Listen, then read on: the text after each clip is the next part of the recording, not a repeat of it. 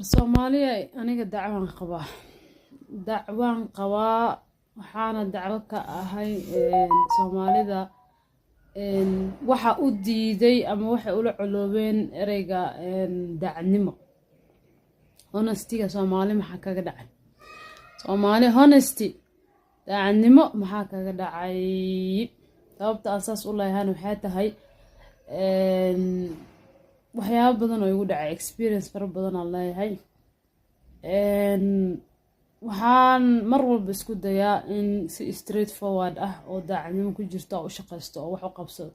Qofkii aan la macaamilayo ama wax igala dhaxeeyaana si daacadnimo ah oo wanaagsan oo sida aan jeclaan lahaa in leela dhaqmo ama leela macaamilo oo la macaamila.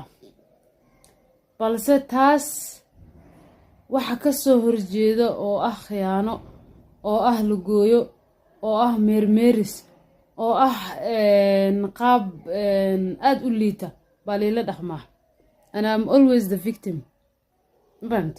So marka waa yaab wixii hal qof maahan, laba qof maahan, saddex qof maahan, waa majority.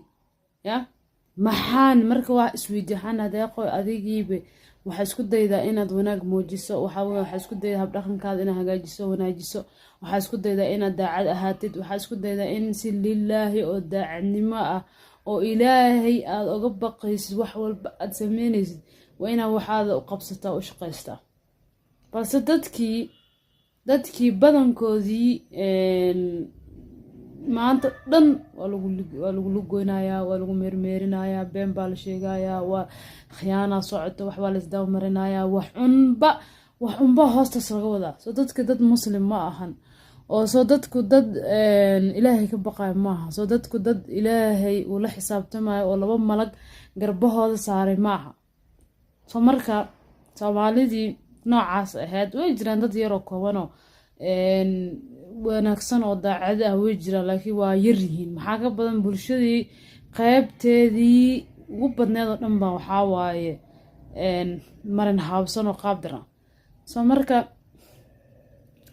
waa fikiro muddo marmar waxaan isdhaa sidooda kalmaad just the way ay sida yihiin ma ula macaamishid oo kii beenta rabo ama ku beenta kuu sheegaa beenta kula wad, kii habdhaqanka xun kula wad, kii aan daacad ahayn daacadnimo khiyaanay lugoy adana damirkaygu ii diida.